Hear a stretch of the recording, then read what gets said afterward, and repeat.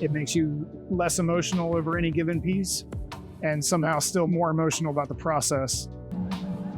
There's a unbelievably rewarding satisfaction that comes with understanding a given piece on the level of the maker. So it's really a fun thing to be part of in creation.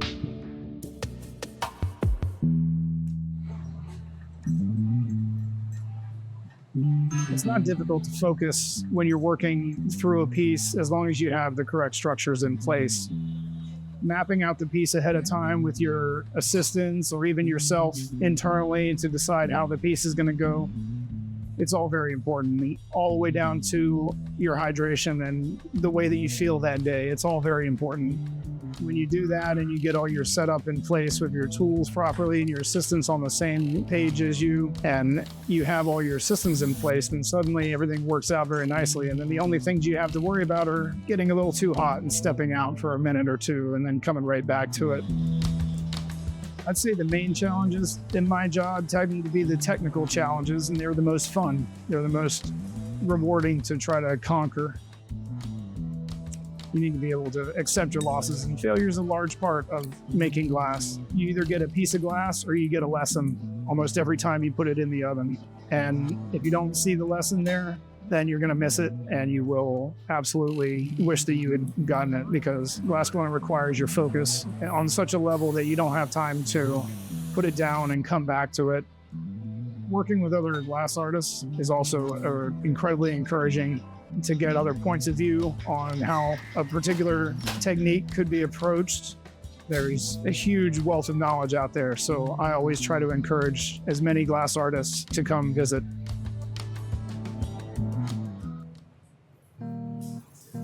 I would say creativity is to take a common knowledge or a shared experience and embellish it. So for me, as a constant observer, I'm always driven, I think, to replicate the beauty in what I see around me. I'm always observing nature. I'm always trying to show my daughters that it's very important to speak about your thoughts on nature. Creativity is very important in my work because I work with so many people. I need to be creative to learn how to communicate with them and learn how to reach our common goals together. You have to be creative in your thoughts. You have to be ready to reinterpret sometimes for people. And it only helps to make you a stronger designer or glassblower.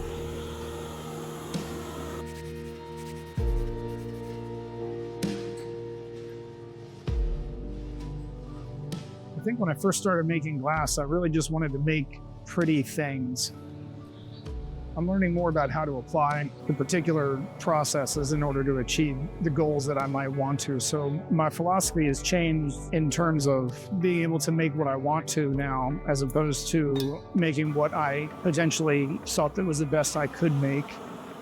So I like to craft my glass in a way that makes me happy, whether that's building a large sculpture or a happy cloud goblet of some sort. But it's work that makes me happy, and that's not so rooted in the idea of being what I think is historically pretty and what taught me the techniques. I think I'm able to diverge from that a bit.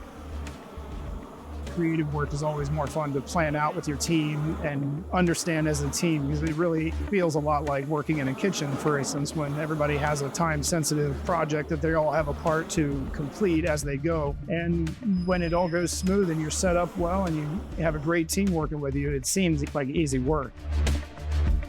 There's a lot of different ways to interpret work, and as a craftsman, I tend to focus more on the technical aspects of work.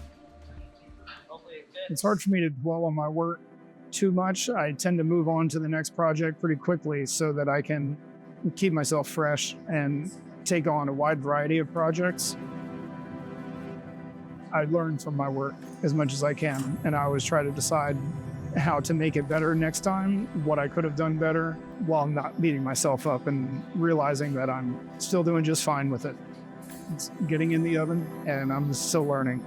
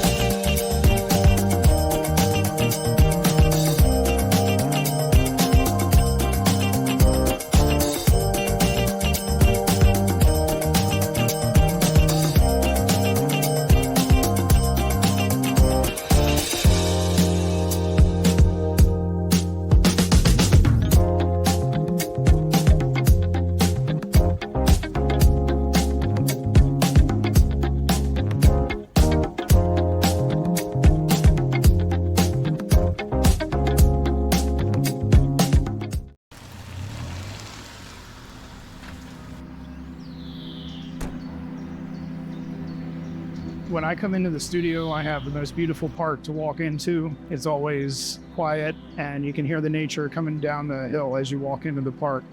It's a really serene place to be in the mornings. So I'm very lucky that I get to have a studio that is so inviting to come into.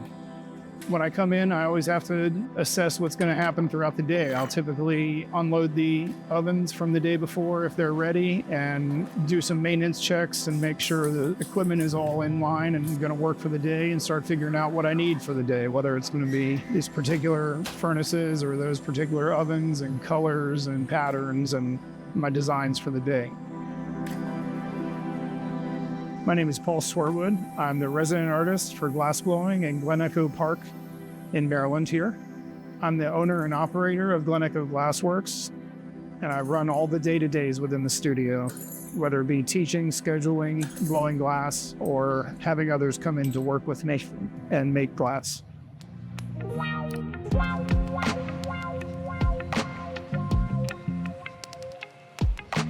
Glassblowing is a fantastically entertaining process for me all the way through, from beginning to end. It is engaging physically, it's engaging mentally, challenging in every dimension you can imagine.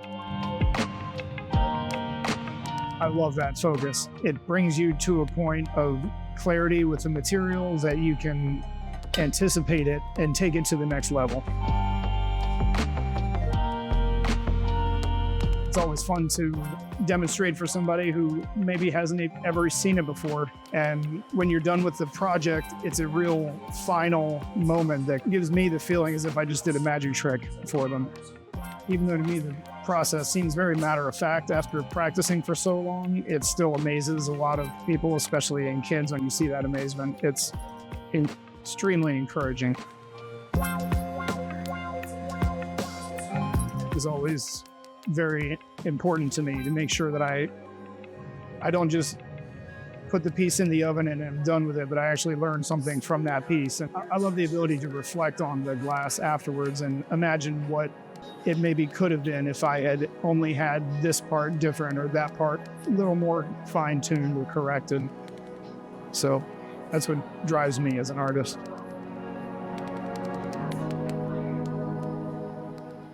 Glassblowing can be very intense when you're working with it, and it can feel very emotional at the time. And that's actually, I feel, very good, because it keeps you focused on keeping the piece of glass on the pipe and safe while you're staying safe as well. It benefits you to break pieces and learn from them. It makes you less emotional over any given piece and somehow still more emotional about the process. There's an unbelievably rewarding satisfaction that comes with understanding a given piece on the level of the maker. So it's really a fun thing to be part of in the creation.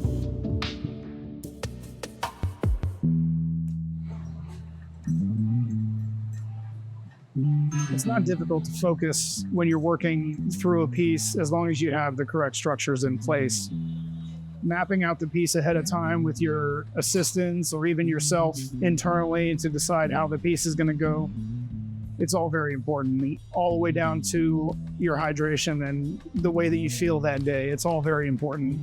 When you do that and you get all your setup in place with your tools properly and your assistants on the same page as you, and you have all your systems in place, then suddenly everything works out very nicely. And then the only things you have to worry about are getting a little too hot and stepping out for a minute or two and then coming right back to it. I'd say the main challenges in my job tend to be the technical challenges, and they're the most fun. They're the most rewarding to try to conquer. You need to be able to accept your losses, and failure is a large part of making glass. You either get a piece of glass or you get a lesson almost every time you put it in the oven. And if you don't see the lesson there, then you're going to miss it, and you will absolutely wish that you had gotten it, because glassblowing requires your focus on such a level that you don't have time to put it down and come back to it. Working with other glass artists is also incredibly encouraging to get other points of view on how a particular technique could be approached. There's a huge wealth of knowledge out there, so I always try to encourage as many glass artists to come visit.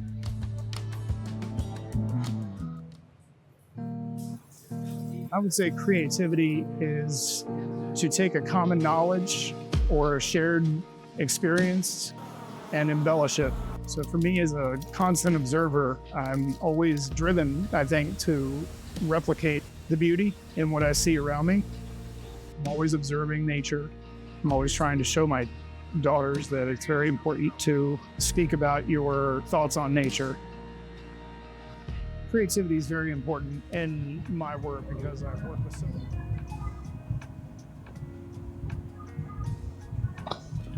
Hello, friends. Thank you for sticking around. Hope everybody has had an ample break because I'm getting back to it.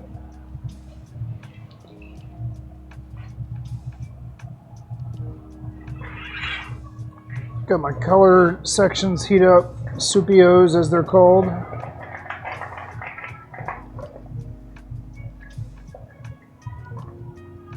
just going to clean off this pipe by letting it sit underwater for a bit since it was hot.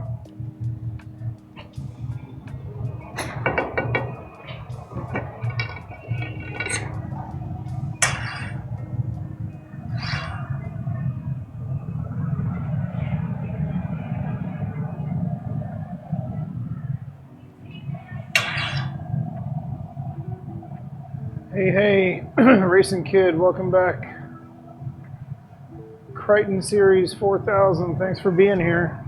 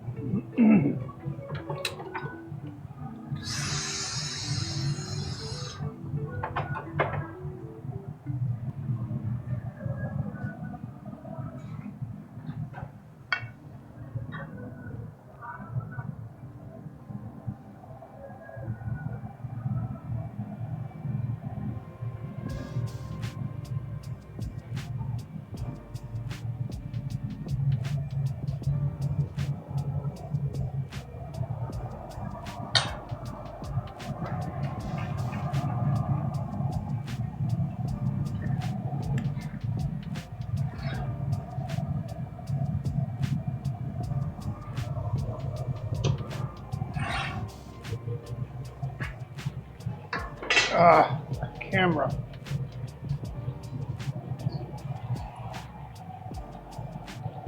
I'm sorry, guys. Camera's driving me up the wall today.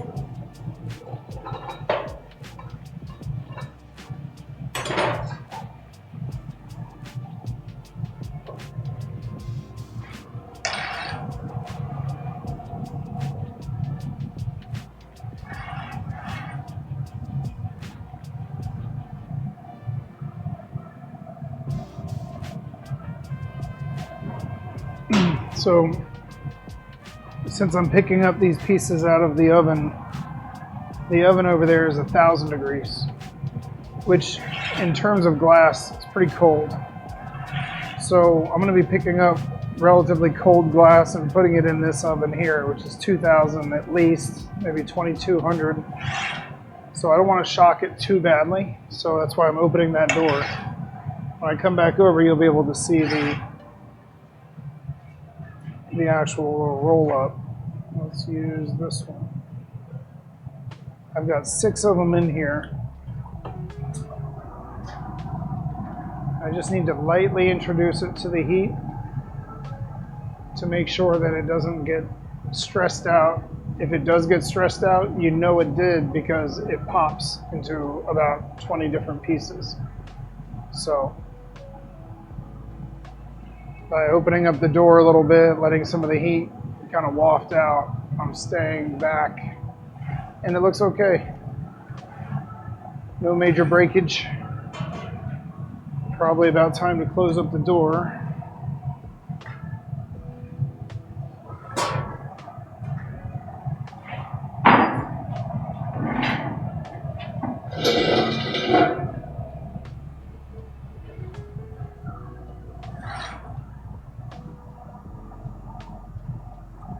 So I take my time and slowly build up the heat in the wall thickness. What I don't want to do is over liquefy it too soon. I could just stay in here until the whole thing is a puddle again, but I don't want to do that. I want to make it look good. And through the process, I need to heat the section that I just picked up while cooling the moil, which is the clear glass around the end of the iron, and stop that from being the hottest part.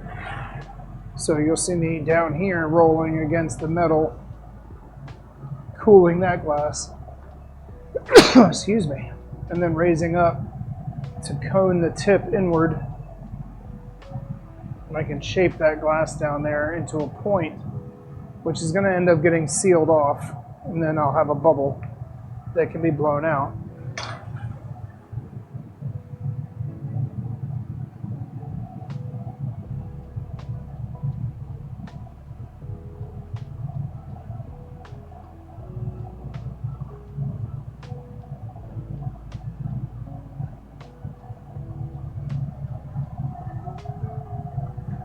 Now, the more that I do this, the more soft my color section gets. That means that I need to start getting it ready for the next move, which is to twist it even tighter and make it just crazy tight spiral, which is what I'm going for here.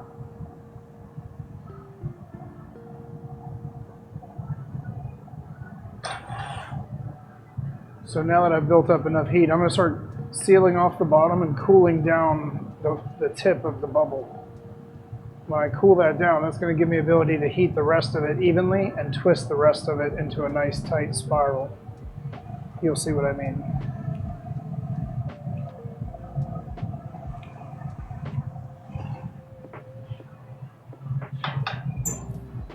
See how the tip is the hottest part? You can see from the glow. I'm going to cool it. Create a little knob, just a tiny little section there, and that's going to be used later for me to hold onto and spin so the rest of the bubble gets a very nice tight spiral. But also I'm going to cool that tip in the water and super freeze that glass so that by the time that glass gets hot again, the rest of it will be overheated, and that's good. Excuse me. If anybody has any questions about this, feel free to ask away. I'm going to go ahead and hook on my blow hose so that I can inflate while I do this.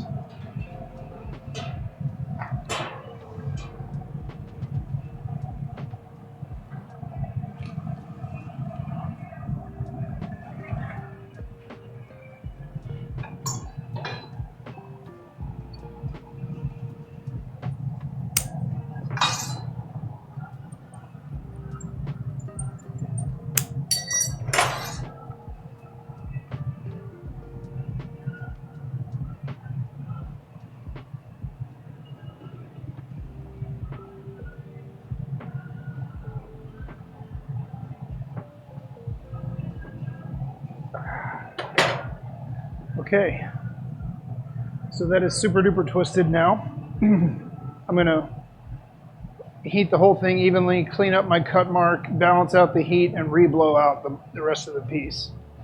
In the meantime, while I'm waiting for that to cool, I'm going to go ahead and fix my zoom camera for you guys because I really need it to see what's going on over here.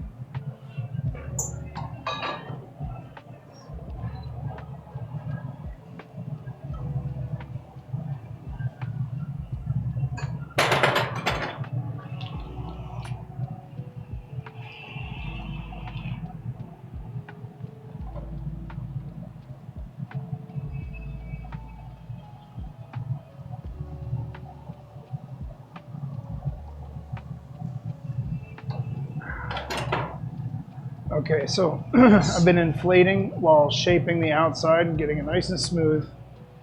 I've got my twist as tight as it needs to be, and I'm going to let it cool. When I say cool, I mean for the sake of gathering up more clear glass on the outside, which will be letting it cool to about 1,000, maybe 1,100 degrees. Now, while I do this, I'm going to ask you guys to hang out while I fix this camera.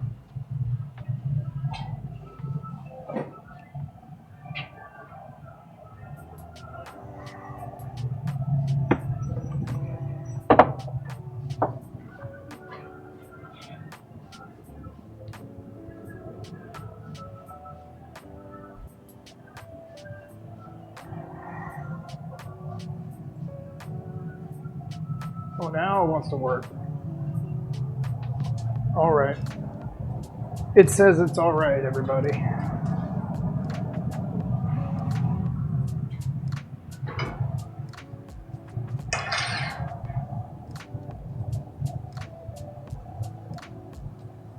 So I'm doing light flashing on the piece to make sure that it's evenly heated throughout.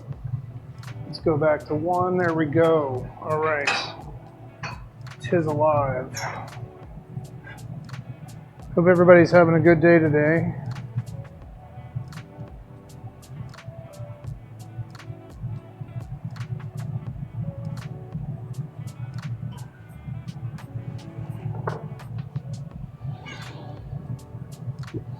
You might see the tight twist.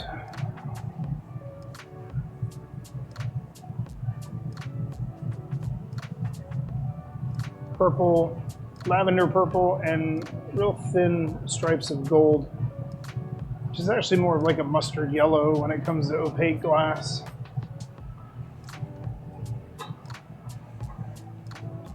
All right, let's go get some glass.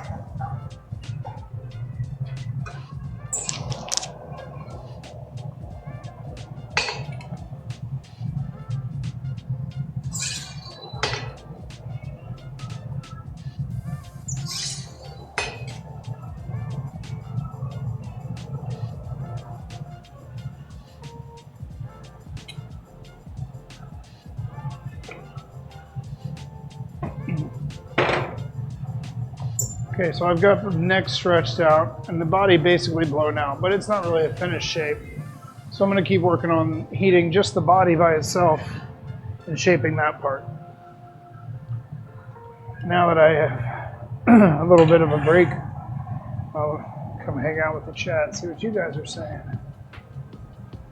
I'm still on first cup of coffee after I'm done with this one. Huh.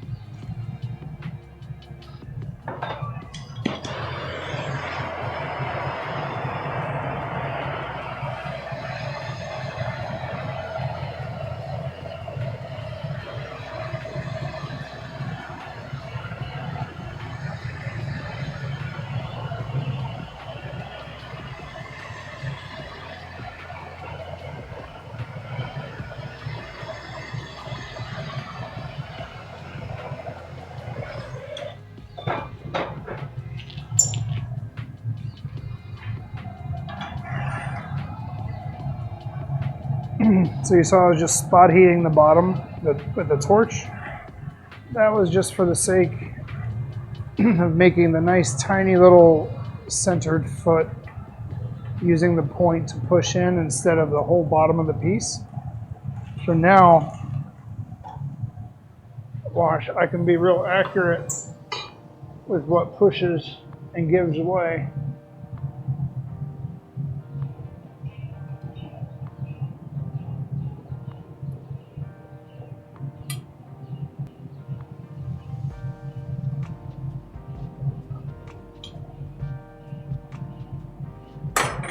Okay, there's a nice little flat foot. It's got a nice tiny little diameter on it. A little lift off the table will look very nice. Now, it's time to break this piece off of the blowpipe.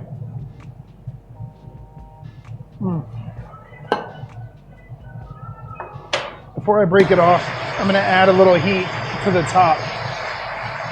This is a very weak part of the glass right now because it's been out of the heat for a while, so I'm just going to supplement it with a little extra, same as up here.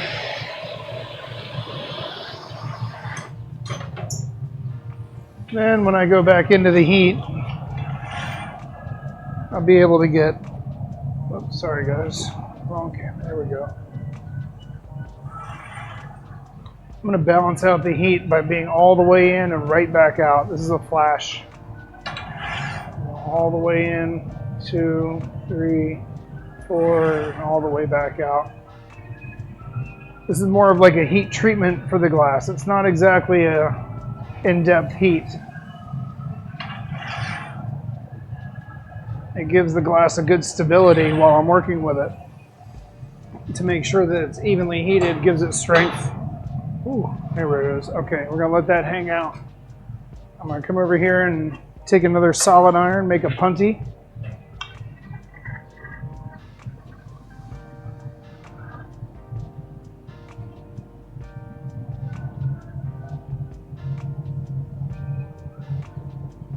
Punty is a solid iron with a tiny little dot of glass on the end, basically about the thickness of a dime on the end of the iron, and that's going to be what is used as the glue to attach this iron to the bottom of the vessel.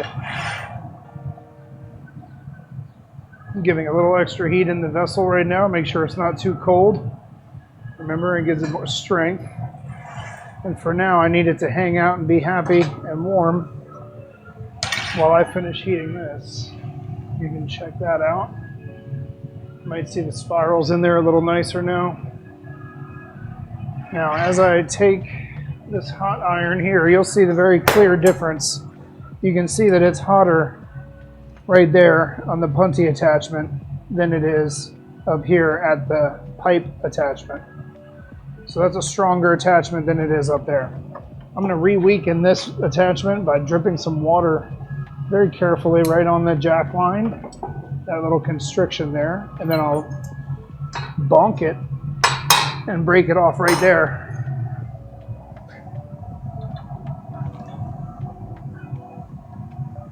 And now I have control of it from the other end, and I can reheat the top of the piece.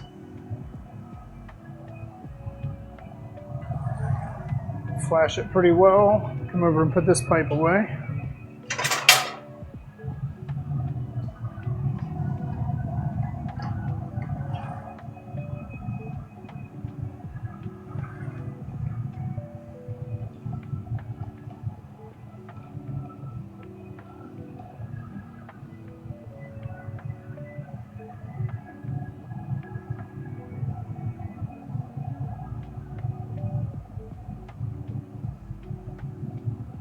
Now when I get back to the bench, you'll see I'll have all the heat built into the top of the vessel. The top third is where the neck and the lip is, and that's what I want to change. I'm going to put a lip wrap on here to accent the color, or excuse me, accent the lip with another color. But first I need to get the lip stretched and basically put into place where it's really going to be. So I'm going to grab it and stretch it out a bit. As I twist, those lines are also getting more and more twisted as I go, which is kind of nice. It's an extra feature, not a flaw in my opinion.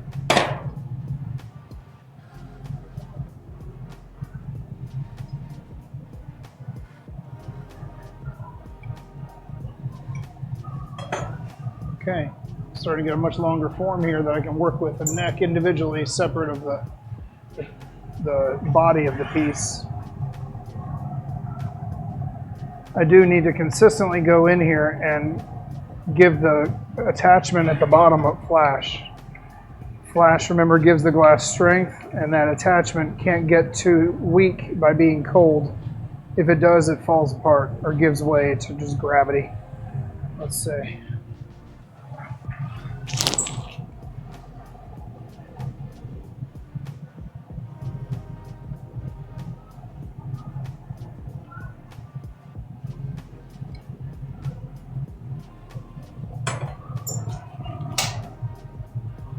It's kind of a little straightening I needed to get done in there.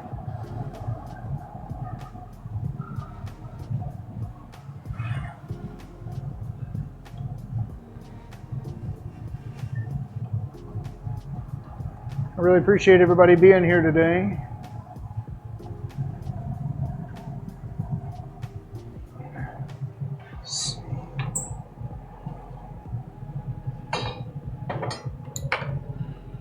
Go ahead and we'll pluck this out just a bit more and trim it.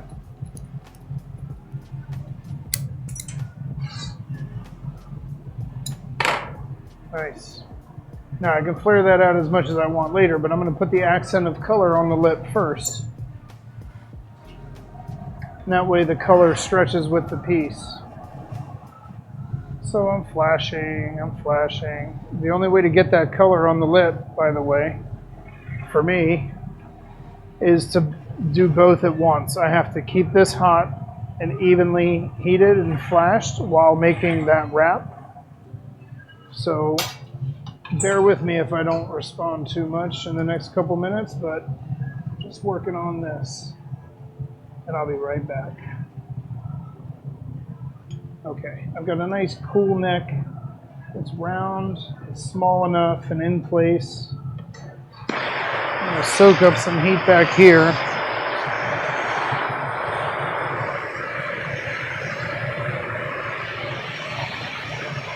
Then I'll flash it and I'll start making the lip wrap.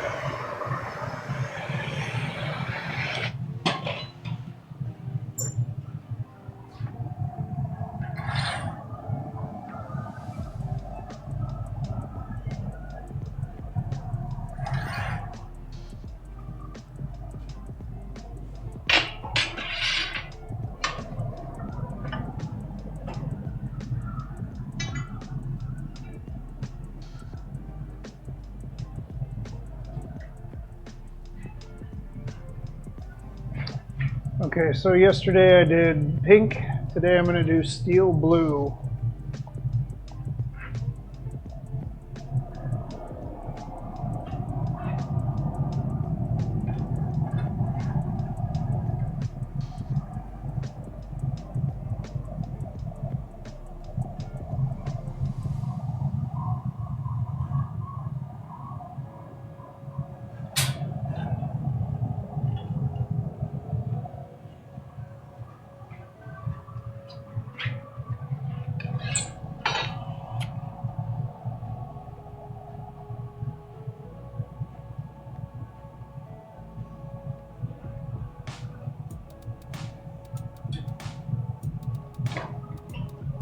Beautiful.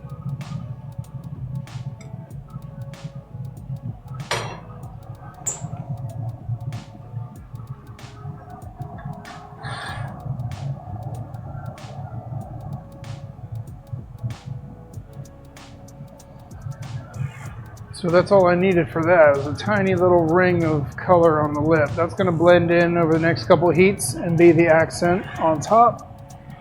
Those next couple of heats I'll also be working on shaping the top of the piece.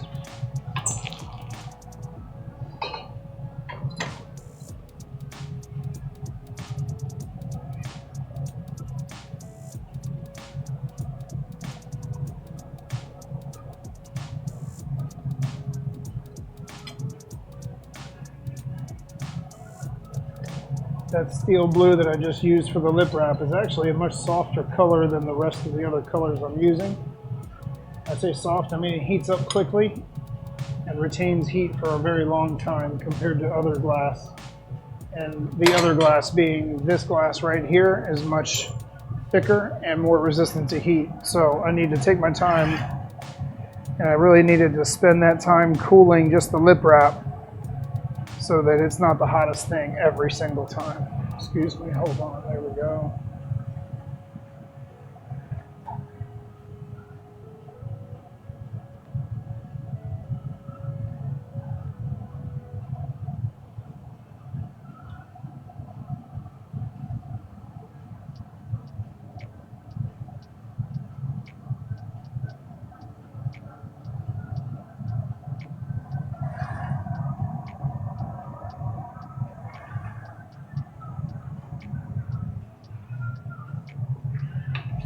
Okay, now, see how hot that is? That's gonna really open up gently. And as I pull back, and just finish that form off without too much hassle. My foot back here is still nice and straight. I've got a pretty decent shoulder that doesn't need to be messed with. I've got a nice trumpeted neck. I'll shape a little bit from underneath and then I'll push it flat on top and leave it. And just let that color float as it is. Okay.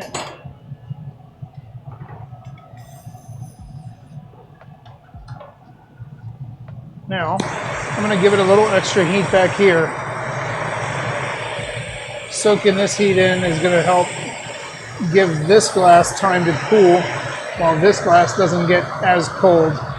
That way, next time I flash, everything will be evened out far more throughout the metal and the body and the lip.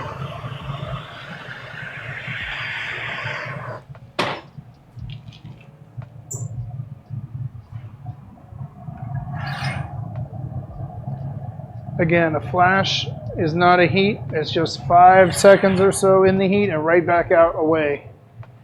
And the flash is always fully in the heat completely because you don't want any one part of it to be getting hotter than another. You want the whole thing to be taking the heat evenly together. Now that I've balanced out that heat a couple times, we'll come on over here to the knockoff.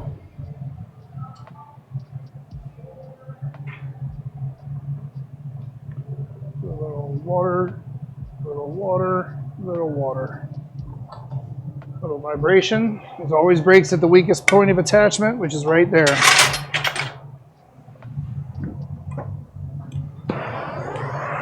Now I'm going to fire polish this glass here. There's a sharp edge that just broke off of there. There's a potential for a little dog ear or a scar. So this is smoothing out that broken edge. Just going to give it a good 5 or 6 seconds on there. And then it's going to go behind me in the oven.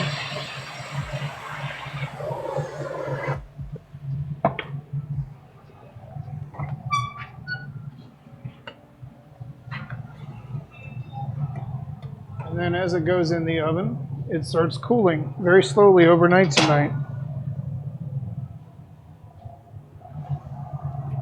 Oh. Hey, thanks, Racing Kid. Somebody's out there, I know you are.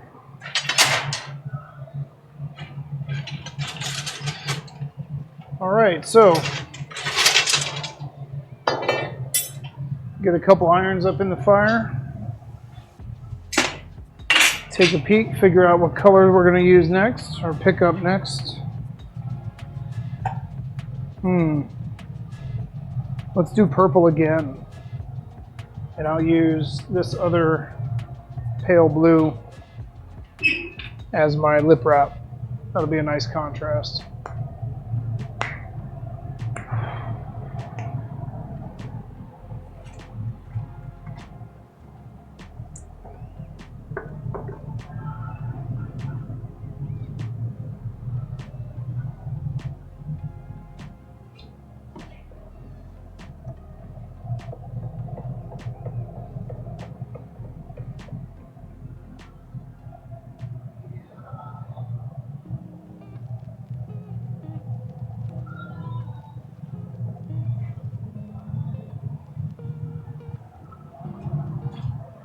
All right, we're going to go ahead and get started on another. Just 1 second.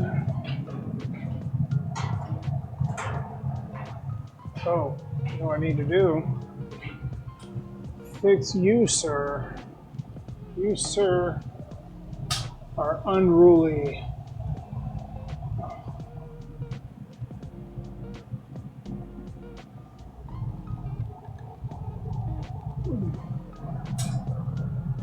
Get that last camera working, guys.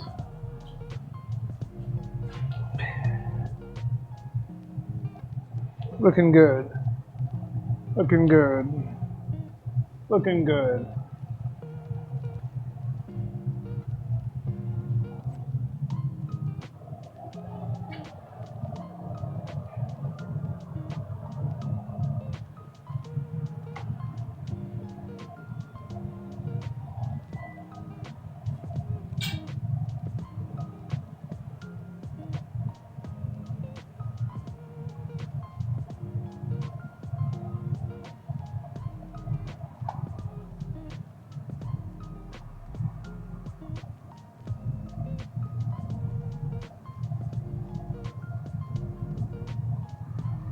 All right, thanks for bearing with me, guys. We are back. That is so annoying when they don't work for you just perfectly every time. Damn.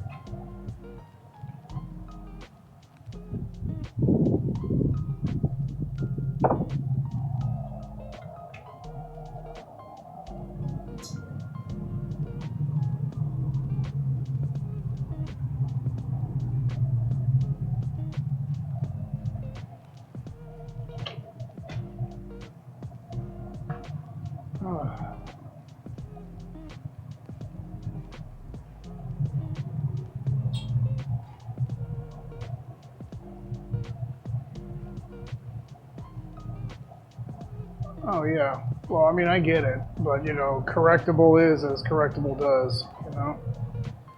I wish kids were just plug and play, unplug them, start them over again. Oh, hey, there he is, normal kid again. Should be so easy.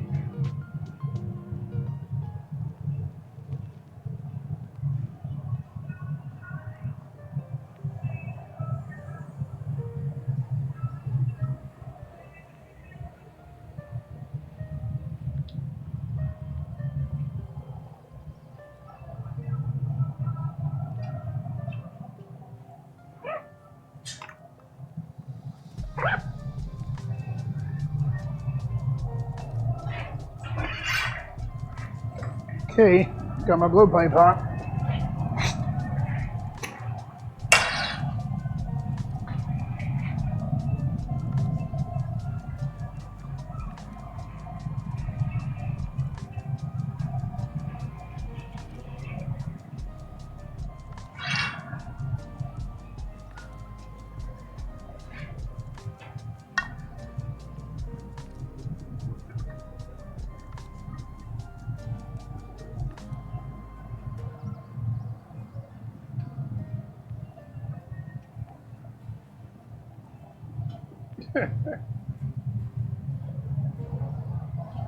Delusions indeed. I hear you. Let's see, make sure this camera works, right? Get this fun little blowout. Boop. There it is.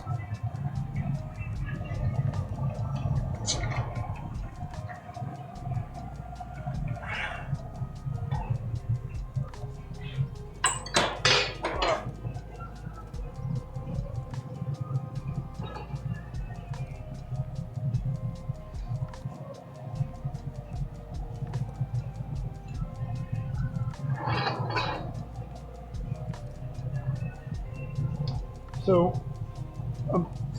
the size of this usually matters, but I do remember that everything I made yesterday was going to be smaller than this or so. I've done enough of these to kind of gauge how big the collar should be, but it could be interesting. If my cup was a little too big, it could only touch part of it, then I have to kind of superheat and kind of bend it into place and all that. If it's too small, then I could easily get off center and maybe not even have air passage through there. So that's why I ream open the end of this so far. Make sure there's no glass inside that would stop me from being able to pick up. And then I'm just only gonna heat the face of the pipe. I don't want the whole thing to be goopy, runny, moving around hot. I just want the tip of it to be hot and basically tacky for whatever it touches that's also hot. So I'm gonna come over to the oven here, my little black oven, and get my collar. And good news is it's stuck right on, just the right size, no problem. I'm just gonna lightly introduce it to the heat.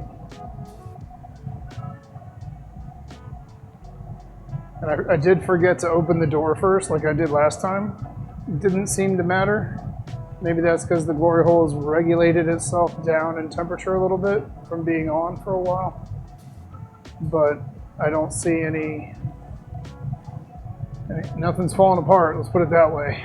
So it gives me a little confidence to get it in there all the way and start heating this. Again, the first thing I need to do when I come out is actually cool the clear glass that I used in order to pick this up, because that clear is just getting hotter all